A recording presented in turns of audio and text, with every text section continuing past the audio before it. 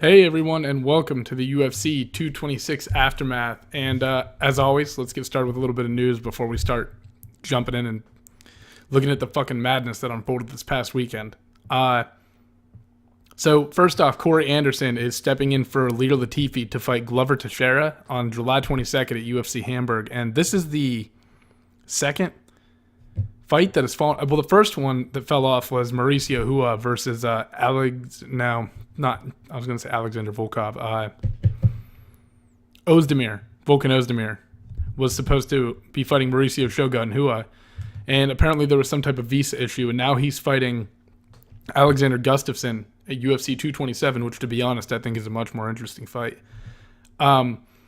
So now that card, the UFC Hamburg card, is going to be headlined by Mauricio Hua and Anthony Smith. And your co-main is going to be Corey Anderson against Glover Teixeira. It was, like I said, originally supposed to be Lito Latifi, but he pulled out due to injury, so you still got a pretty good fight there in the co-main event. Corey Anderson is a guy who went on I don't even want to say a skid. He went up against two fucking killers in Ovince St. Preux and Jimmy Manuel and got knocked out, and rebounded recently with a big win over Patrick Cummins. So this is just another fight for him to step in and, kind of prove that he's still a top contender in the 205-pound division. He's a very gifted guy. He's a good wrestler. This is an interesting matchup, actually. It's going to be interesting to see how he deals with a real veteran in Glover Teixeira, who has looked pretty good recently, right? Like, he hasn't looked. I mean, he got fucking busted up by Alexander Gustafsson, but I think it's pretty well agreed upon that at 205. I mean, you got DC and you got Gustafsson, right? John Jones, obviously, I mean, we're going to talk about him a lot later because, I mean, with the nature of Daniel Cormier's win, you have to discuss where DC stands in the all-time great list, right? But regardless, Corey Anderson versus Glover is a very interesting fight, as is Shogun Hua versus Anthony Smith. I mean, Anthony Smith is coming off that brutal fucking knockout of Rashad Evans. So, and Shogun's a guy who's just kind of hanging around but pulls off some wins here and there. So it's going to be interesting to see how he does against a guy, a ruthless killer in Anthony Smith. What else do we got? I haven't done this in a while, so, I mean, there should be a ton of shit to talk about, right? But I want to stick with relevant stuff and not sift through everything that I've missed. Oh, big news. Kelvin Gastelum and Robert Whittaker are coaching the new season of Tough. And at the end of it, they're going to be fighting for the middleweight title, which is an extremely good fight. I think when you initially look at that, a lot of people are probably writing off Gastelum. But, I mean, I know he dropped the loss to Chris Weidman, but Chris Weidman's a very gifted wrestler. I still think Kelvin Gastelum's a little bit too small for 185, but, I mean, if this is where he's going to be fighting, I mean, he's obviously a contender, right? He rebounded from that and knocked out Jacare. Weidman's got the injury bug, right? Hasn't fought a whole lot lately. And what do you do with him because he's coming off of a loss, right? Who did Chris Weidman fight last? It wasn't Mousasi, was it? Was that the last time Weidman's fought? No, maybe it was Gastelum. I can't remember now. I have to look it up. 1 second, I'll tell you. I'll fucking fill you in. Yeah, it was Gastelum. But before that, he dropped 3 in a row to Luke Rockhold, Yoel Romero, and Gegard Mousasi. So it's hard to give him a title shot, right? And then you got Gastelum, who, I mean, granted, yes, he lost a decision, he lost a fight to Chris Weidman, but he went on to knock out Bisping, which Bisping probably shouldn't have taken that fight, right? But regardless, he went on to beat him, who is the former champion, and then he beat Jacare. And Kelvin Gastelum has very clean boxing and extremely good footwork. I mean, I think he's an underrated guy even at 185, and I think a matchup like Whittaker actually favors him a little bit more strongly than a real heavy, like, Weidman's game is wrestling, right? I mean, yeah, he knocked out Anderson Silva, and, I'm not saying he's incompetent on the feet, but he's a very strong wrestler. Like, if he has a choice, he's going to put you on the ground and hold you down there and beat the fuck out of you, right?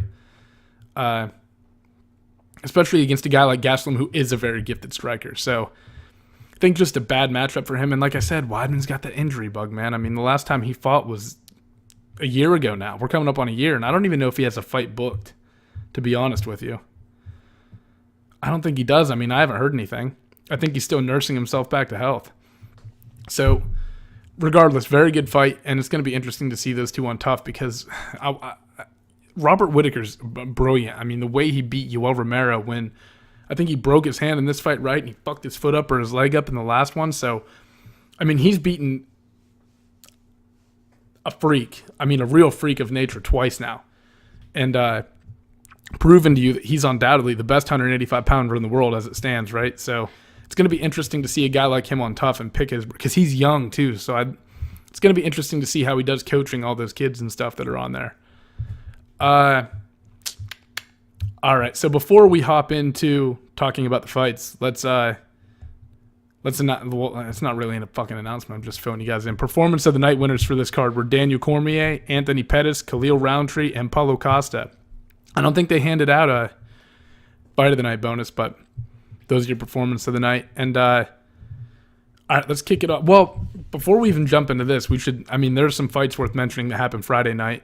And even in PFL, I mean, Jake Shields got fucking pounded by Ray Cooper III, who Jake Shields had fought this kid who's like 25 or 26, I think. He had fought his father in the past and dropped the loss to him, but beat him the second time or some shit, or vice versa. And then he fought his son, and his son looked like a fucking animal. He lit him up. It wasn't even really a close fight, and there were moments where they went to the ground, and it felt like Jake Shields was surprisingly having a really tough time dealing with the pressure of this kid. He's very heavy-handed, had good boxing, good movement. Tough fight for Jake Shields. And then the night after that was Thursday night, and then Friday night you had the Ultimate Fighter finale. And we saw, there's who trying to think of the names of the fucking kids who won. Joe Giannetti lost to Mike Trezano in the lightweight final. And Brad Katona, who I'm big on, man, I think he's brilliant. I think he brings a very high fight IQ at a young age, and he's got a lot of promise behind him. He picked up a win over, who the fuck did he fight? Jake, I can't pronounce his last name, Cunicella, something like that. But regardless, Brad Katona is a kid to watch out for. He trains at a Straight Blast Gym, SBG in Ireland, where obviously made famous by John Kavanagh and Conor McGregor. And yeah, man, he's this kid from Winnipeg. He's he's aggressive. He's clean strikes. You know what I mean? He's got fundamentals, and then he's got heavy top pressure. He's always working to pass, laying down elbows and stuff. I was very impressed with his performance. I thought that was one of the most, he's a kid to keep an eye on at 145 for sure.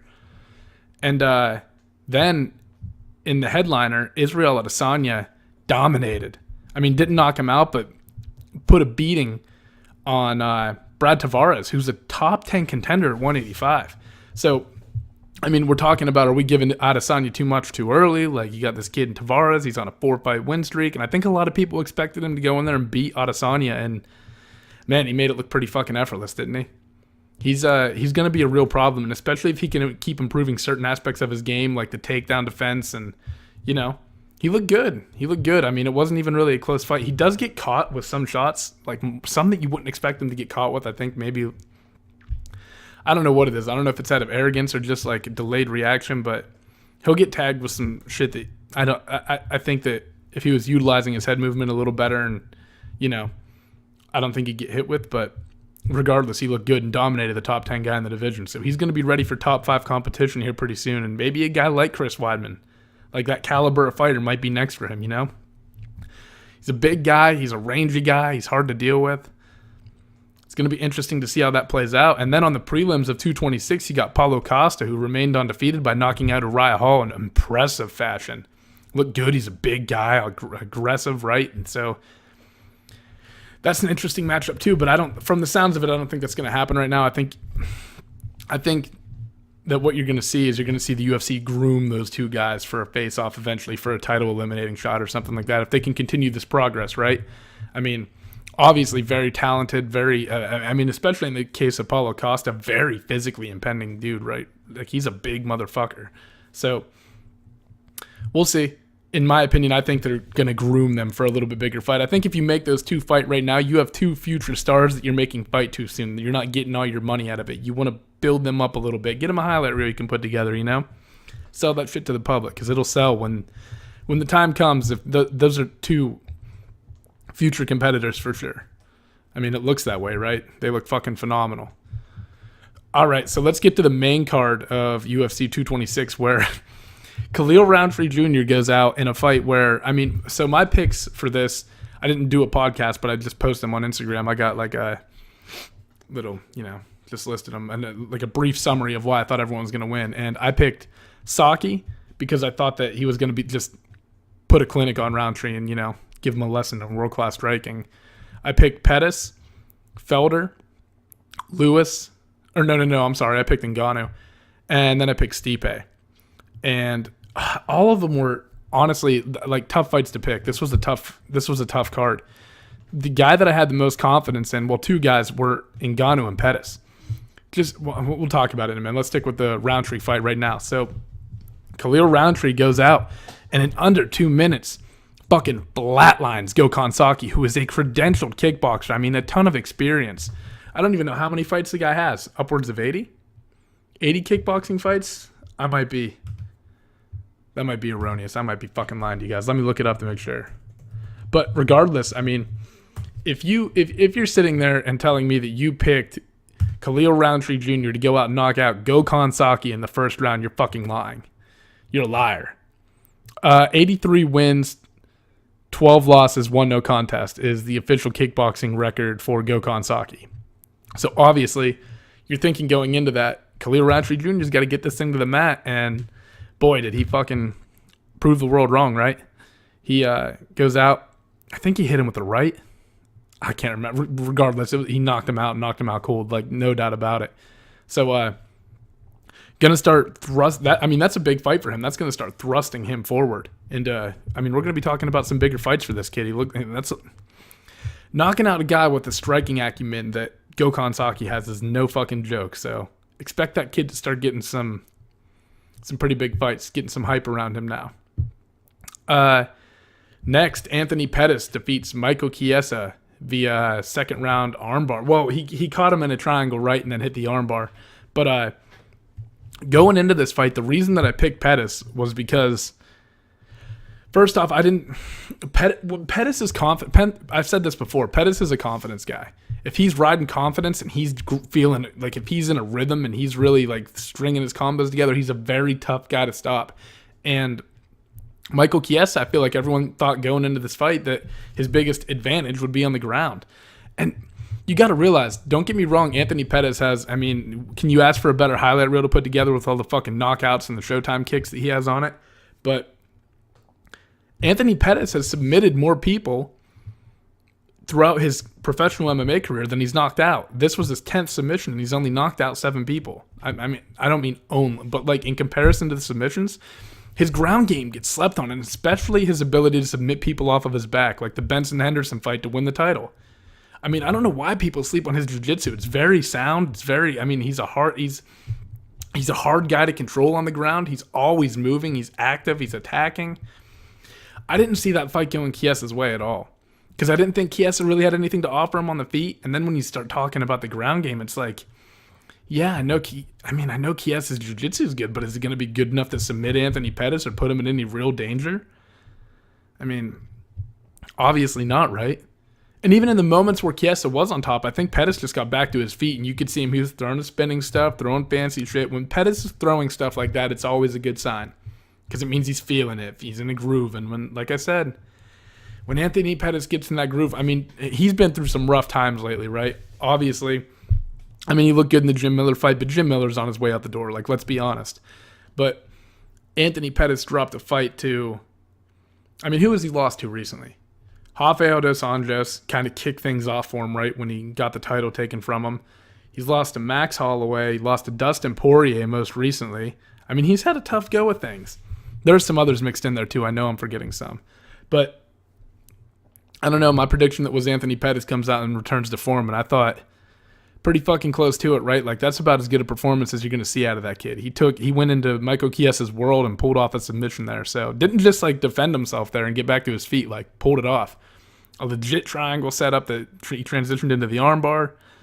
Man, very impressive. And how much of that is due to Chiesa missing weight? Fuck, I don't know. Maybe a lot, maybe not. Chiesa's a guy who I don't know if his plans are to move up to 170 or not. He's not going to be a monster at 170. Like, he's a pretty big 155er, but he's not going to be huge at welterweight. But obviously struggling to miss the weight, and I don't even think he wanted to go. I don't even think he used the option to reweigh. Like if you miss weight, you have an hour. There's an hour gap that you have that you can go back and reweigh in and try to hit the weight again. And I think that he missed it by like 2.5 pounds and didn't even bother trying to cut the extra pound and a half. And I think I saw an article headlining, I haven't read it yet, but I just saw came across my phone right in the notifications that he said he felt like he was going to die when he was cutting weight in the first part of his weight cut. And man, I fucking believe it. Guys end up in the hospital because of this. So maybe moving to 170 is the move for him. I mean, he's dropped 2 fights now to Pettis isn't really a top contender in that division, right? But I mean, with a win like that, he's going to start fighting some of the top flight competition at lightweight again. So, but before that, dropping the loss to Kevin Lee, yeah, I'd expect him to move up. I think it might be a good move for him. All right, Mike Perry and Paul Felder, very good fight, and Mike Perry picked up the win via split decision, and I mean, don't get me wrong. I didn't think Felder fought a bad fight, and I love Paul Felder, man. He's from Philadelphia. You know, he's a PA guy. He's very technical, great under. You find out how much Paul Felder really understands about the fight game when he does commentary. I think he's brilliant. He's one of the best guys that they have on the mic for the events. But I just thought he got outworked, and that's not what I expected. My prediction going into that fight was that Paul Felder would go in there and kind of put out more volume and fight a really technically sound fight, and Perry just wouldn't be able to deal with it, and he did. He dealt with it well. His shots were doing clearly more damage. I mean, Felder's face was all fucked up, all bloody and shit. I mean, very good fight, but split decision, I don't know. I thought Perry won that fight clearly. I think most people would probably agree with me on that one. But regardless, big win for Perry because who did he just drop a fight to recently? There are like 2 guys, and I always get their fucking names confused. Is it Ponzinibbio? Is that who he just dropped a fight to? I'm going to look it up to fucking make sure. But I think he's coming off a loss, so for him, I understand that Paul Felder belongs at lightweight probably, right? Like you kind of saw like a power difference there. Oh, Max Griffin, and then before that, Ponzinibbio is who Perry lost to. But Paul Felder's still a very legit guy he's a brilliant striker. He's a hard guy to deal with. He's aggressive. So hats off to Perry for going out and picking up that win. He's relevant again now, right? Dropping 3 in a row might have been rough for him, but big win for him. And for Paul Felder, this doesn't really hurt him in any way because, I mean, I expected him to go in and win, but he was picking up a welterweight fight against, and also Perry's proven to you that he's more than just a power puncher. I mean, like, he relies on that power, no doubt, but he's also gritty. He's kind of tough, man. He really is. I mean, he's a tough dude. He's a hard guy to deal with, so, I mean, it's not going to hurt Felder as much as it would have hurt Perry to lose this fight. Felder's going to be fine because he's going to go back down to 155. And I expect to, get back on the horse and start picking up some wins down there. So how shocking was Derek Lewis versus Francis Ngannou? Because on paper, I mean, you're thinking fireworks, right? You're talking 35 seconds of straight bombs and someone's going to be on the floor. That's what I anticipated going into this. I thought they were going to come out swinging, and whoever landed the first clean punch was just going to knock him the fuck out. And I had Ngannou because I think, like, if you're going to get into a stand-up war with Francis Ngannou, I think he might be the last person on planet Earth that you want to do that against. I mean, he packs some serious fucking power. And even when he was getting beat up by Stipe late in the round, you could see that when he was swinging, man, he was like, you're like, if he connects, he still might put Stipe to fucking sleep. I mean, obviously, Stipe shut the game plan down right and mitigated that threat. But he's a dangerous guy, right? So I just thought against Derek Lewis, he'd be able to land. And he looked, a very lackluster affair, right? One of the most boring, I hate to say that, but one of the most boring fights that I've watched in a long time, and I think they both knew it. But it doesn't do a lot to push either of them forward career-wise. Ngannou obviously looked like he was having some type of layover, right? Or obviously affected from the Stipe fight. Like, mentally, something was wrong with him going into this fight against Derek Lewis because, that's not the same killer that we've seen in the past. We're talking about a guy who almost knocked the head off of Alistair Overeem. knocked out Andrei Arlovski viciously. I mean, was on a tear, right? And he went in there and barely threw a punch. It was like, and it's weird because like Derek Lewis is a guy who's probably not going to take you down. So it was weird to see him not want to take risks anymore in that fight. But I mean, losing will do that to you, right? He's got to overcome some serious mental hurdles before he gets back into the octagon and performs again. It's it's crazy that you can have someone who was as dominant as Francis Ngannou was go in and fight Stipe, and it can completely change the trajectory of your career.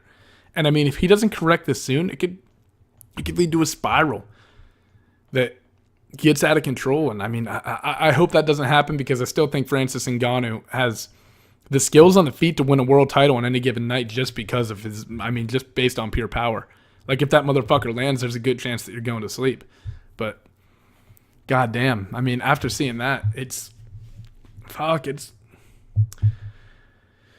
tough to watch, right? Like, you're seeing this guy who had all the confidence in the world, and I think Dana White said it was like an ego, and maybe it was a little bit, right? Like, he probably felt like he was riding high, and then he went in against Miocic and got fucking dominated. It obviously impacted him mentally somehow, right? And Derek Lewis picked up a win, but you got to think, if he goes out and knocks out Francis Ngannou, I mean, maybe you're talking about a title shot. Probably not, but I mean, he's going to be fighting some top tier contenders like Curtis Blades type of guys. And after that, I don't know if he did enough to give him anyone special. And I think he was complaining about back issues, which I think he's had problems with his back before in the past. But regardless, man, I mean, with Ngannou being as timid as he was, I thought Lewis was going to start uncorking. You know what I mean? Like, letting his hands fly. Nothing ever really developed. I mean, Herb Dean had to stop the fight at one point and tell them to engage. But, it's crazy how sometimes you can have these fights that are supposed to be pure fireworks, right? Like pure magic on paper, and everyone's fucking pumped for them, and the energy's flowing through the building, and then they start fighting, and like, for the first like couple minutes, you're like, all right, like, you just got this anticipation building up, and you can just feel that someone's about to land something big at sometime here pretty soon, right? You're like, all right, well, like, they're not throwing anything yet, but we'll give it a little bit of time, because we know eventually one of these motherfuckers is going to start throwing his hands, and when they do, whoo, look the fuck out, right? And never happened. Like, that never developed. So disappointing, but I think Joe Rogan mentioned at the end that Ngannou probably needs to see a sports psychologist, and I couldn't agree more. He's got to get his head right. And then Daniel Cormier defeats Stipe Miocic in the first round, knocks him the fuck out with a clean right hook off of the break. They were in the clinch. They came out, and DC hit him with a short right hook and just popped him out cold. No question about it, right? Like, it was so important for Daniel Cormier to win this belt definitively, because had this gone the distance, or had the stoppage been earlier, some type of controversy surrounding it, I mean, he's been through so much throughout his career already, right? So to go out and pick up a definitive win like that over the greatest UFC heavyweight that's ever lived, I mean, I don't think there's anyone denying that anymore. I still, like, I've said this before too, like, as far in terms of like the greatest heavyweight fighter of all time, I still think the crown belongs to Fedor. I would have gave it to Stipe if he beat DC. I like, that was a big test for me, and then to go for DC to pull this off against an active champion is so impressive. And for me, personally, Daniel Cormier is the greatest fighter to ever live now. And I think your top three, this is my top three in order: Daniel Cormier, GSP, Mighty Mouse. And you can mix, I understand, like, you can mix and match those arguments. Like, you can mix and match those three and have an argument for all three of them. And I'm not going to take offense. This is just like my personal opinion. But if you want to mix and match those guys, when you start talking about like Anderson Silva, and they're moving down the list for me. And obviously, John Jones has got to be sitting back, kicking himself in the ass, right? Thinking like, fuck, this could have been me. You know he is. And here's the thing. Daniel Cormier, his last fight with John Jones resulted in a no contest. I mean, did he get brutally knocked out? Yeah, I mean, sure, right? He lost. But it comes out that John Jones gets flagged for a banned substance, and now there's all this controversy around it. But was he microdosing? You know, I don't fucking know. We don't know what's going on with John Jones. And that's the problem with MMA is a sport that is all about what have you done for me lately. And the whole time that John Jones has been sidelined, Daniel Cormier has been fighting and accomplishing the things that John Jones could have or should have been accomplishing. I mean, I have a hard time, like, based on his ability to fight, John Jones probably should go down as the greatest fighter of all time, but he just fucks up so often, man. He can't keep it together. So when you've got a guy in Daniel Cormier, who, by the way, has beaten Anthony Johnson twice, a guy who is absolutely dangerous. He knocked out Alexander Gustafsson, who's one of the top contenders at 205, and DC goes in there and beats him twice, strangles him.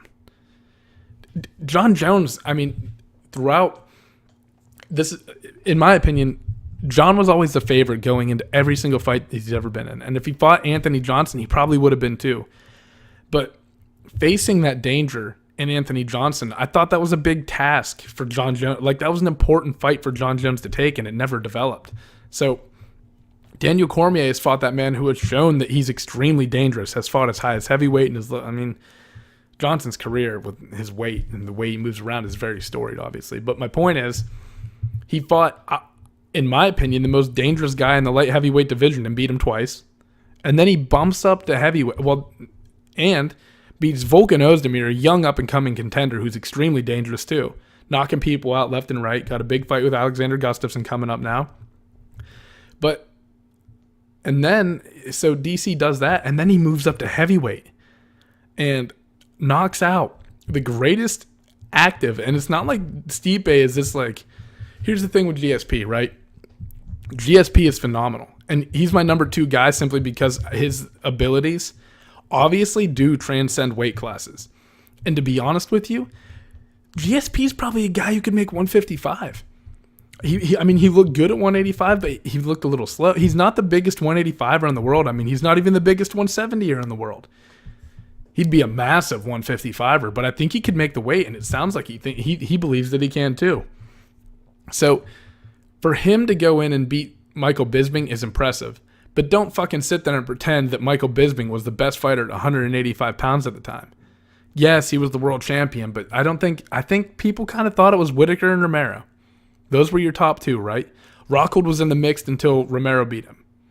But to pretend that it's an impressive feat, especially considering it was like a 4-year layoff for GSP, but it's not like he went in there and defeated Romero or Whitaker, you know? If he would have done that, I'll give GSP the title right now. Here you go, take it. You're the greatest of all time. But the win over Bisping just wasn't. It's not enough for me to. It's not more important than DC beating Stipe to me, because like I said, Stipe's active. He's beaten Alistair Overeem, Junior Dos Santos, Mark Hunt. I mean, the list goes on and on and on. Right? Only lost 2 times in his career before that, and the way that DC beat him. Because I think if you ask most people going into this, their prediction probably would have been that if Stipe wins this fight, it's probably going to happen within the first 2 rounds, and it'll probably be by knockout. And if Daniel Cormier wins this fight, it'll probably happen 3rd round and beyond due to wrestling. He might get a stoppage because he's on top of him, beating him up. But, I mean, I think most people anticipated DC controlling the clinch battles, and he goes out and knocks Stipe out in the first fucking round. I mean, he's also, DC's beaten Gustafsson, right? And he's beaten he's 14-0 at heavyweight now. He went 13-0 before that. He's beaten Bigfoot Silva. I mean, he's beaten Dan Henderson, Roy Nelson. I mean, DC has a very impressive resume, and the only man he's lost to is John Jones. But like I said, MMA is a sport of what have you done for me lately, and lately John Jones hasn't done a goddamn thing, and DC's been active, and he's been doing things that John Jones hasn't accomplished yet. He's surpassing him. It's not all of, I mean, like, don't get me wrong. The wins that John pulled off over DC were impressive, but it's not all about that. The people who are denying how good Daniel Cormier is, what bugs me is, like, people are like, oh, well, yeah, DC won, but John Jones still beat him. Let it fucking go. The guy got popped for steroids. He's been in constant trouble. He can never stay active. I mean, I was on the Jones bandwagon for forever. I believed every word he said. I thought he was a changed man. And then he pulls this shit. I mean, give me a fucking break. I love watching John Jones fight. I'm a massive fan of watching him fight. And you better believe if DC were to fight him again, I'd tune in because I think it's still a great matchup. But the fact is that DC has now surpassed John's accomplishments, in my opinion. I mean, yes, John has more title defenses, right? But who have they come against?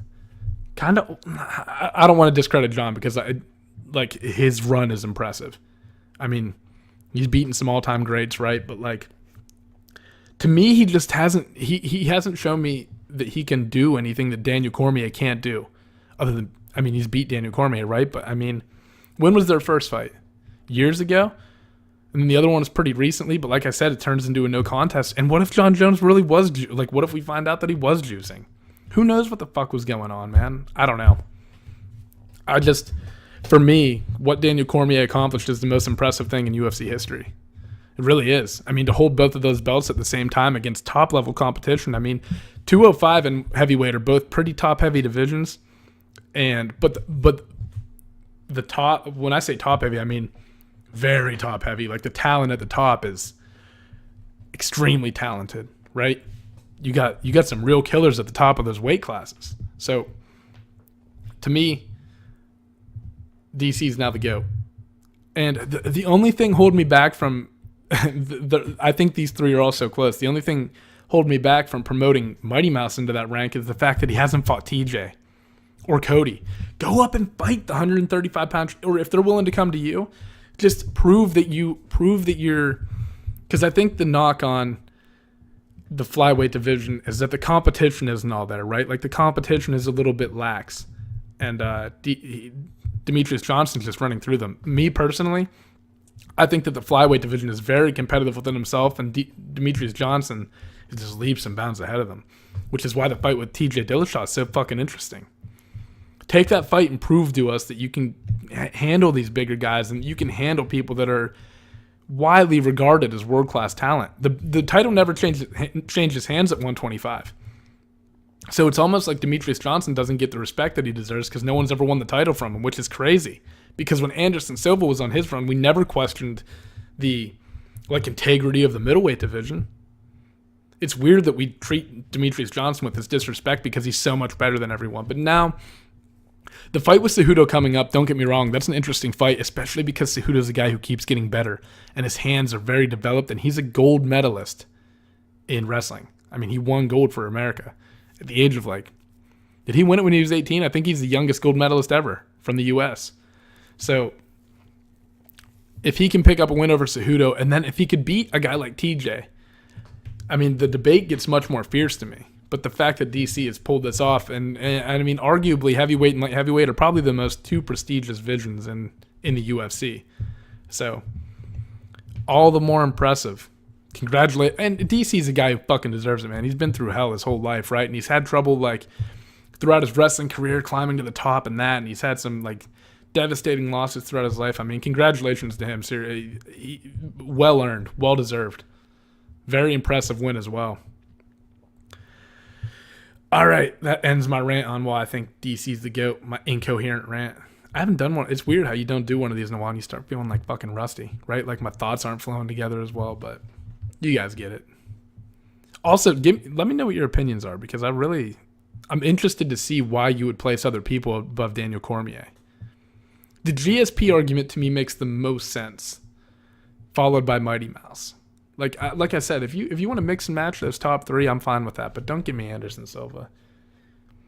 Where his knockouts and shit were brilliant. But first off, he lost to DC.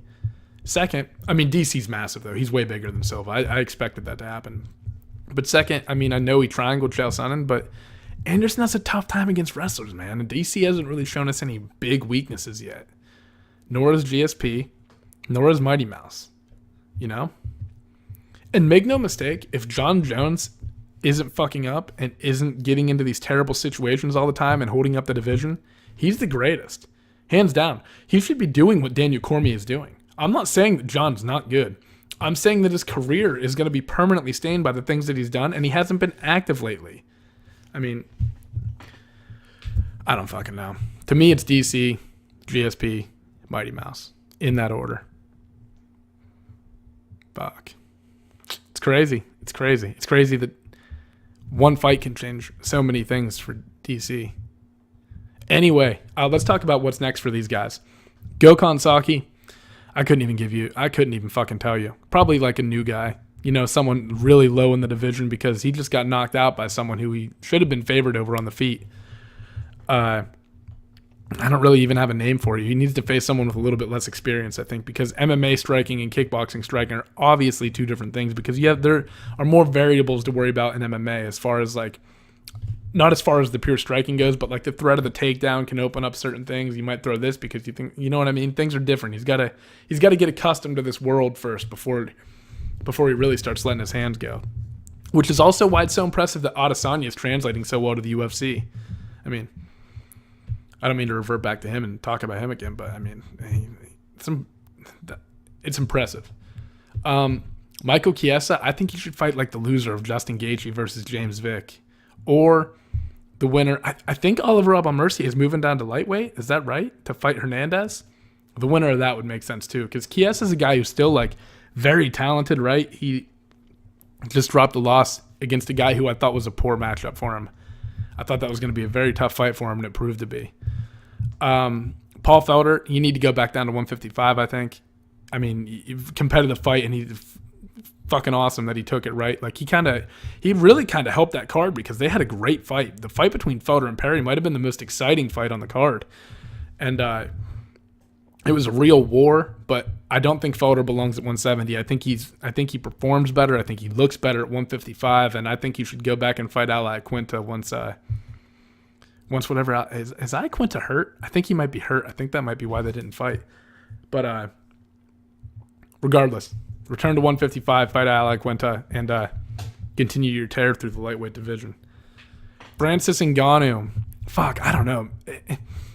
I want to say like Alexander Volkov, and I know he's coming off a big win over Verdum, but Ngannou is still, I mean, if he can get his mentality right, is still very dangerous, right? He's still a threat in that division, no doubt about it.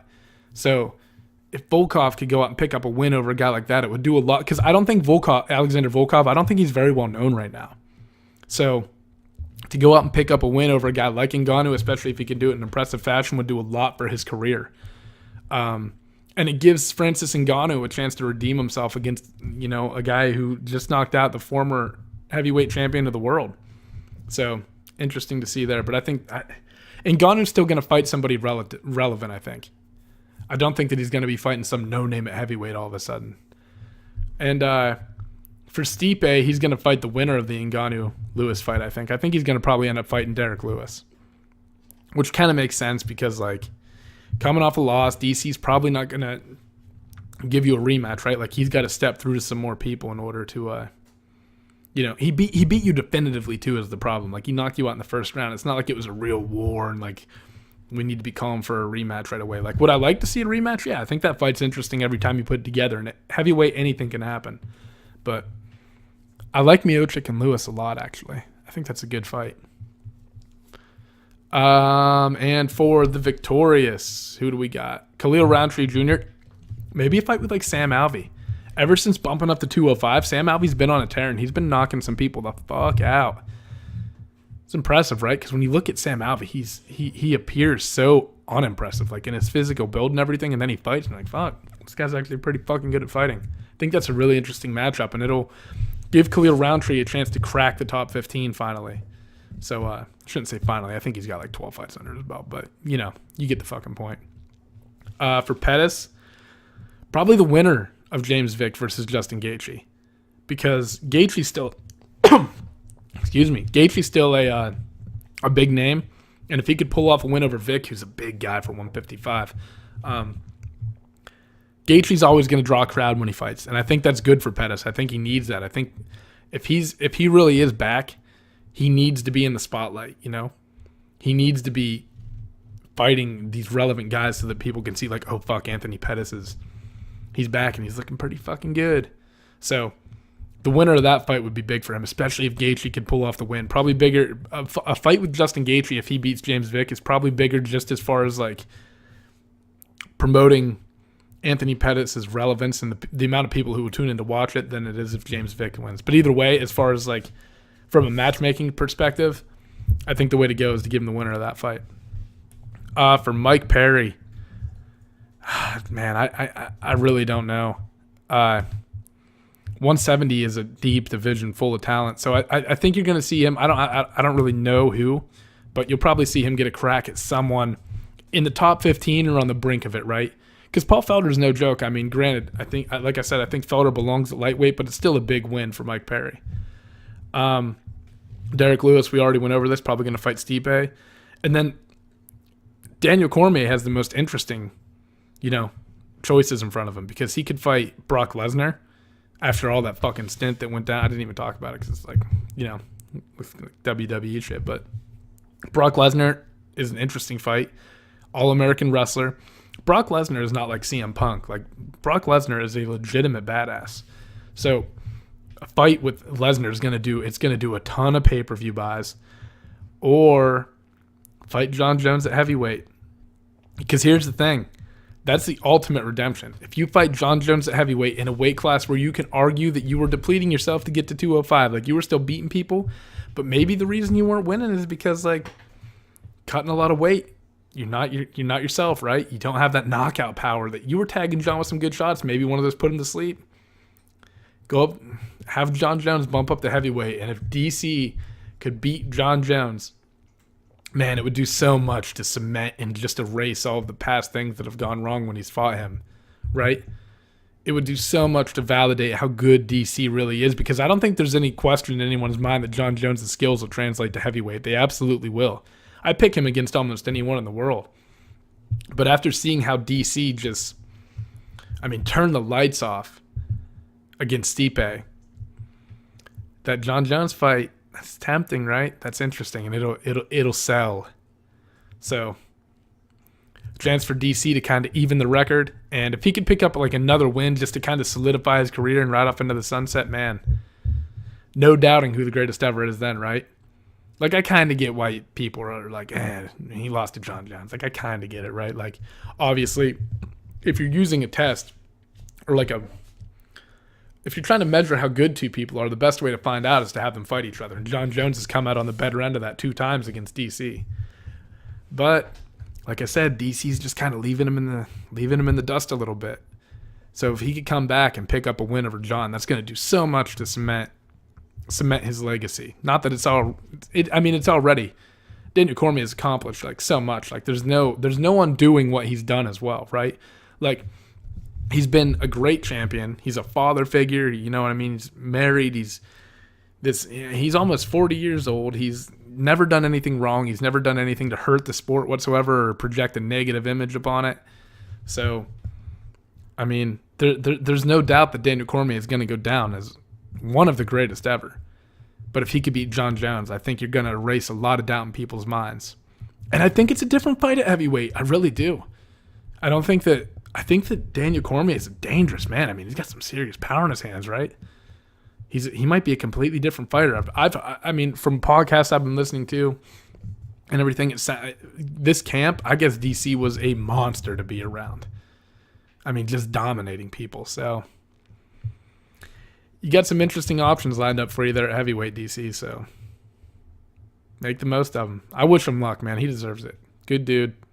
Also, another guy who's great on the mic, right? Enthusiastic. Good for him. But I think that's going to wrap this one up. Thank you for tuning in. And Junior Dos Santos is fighting this weekend against Ivanov, I believe it is. So it's actually a really good free card. You got Chad Mendez is on it fighting Miles Jury, Kat Zingano, Randy Brown, Sage Northcutt. It's stacked. It's a good card. So we'll do a breakdown for that here probably like Thursday. I think I'll put that Thursday or Friday before the fight, obviously. And until then, see you later.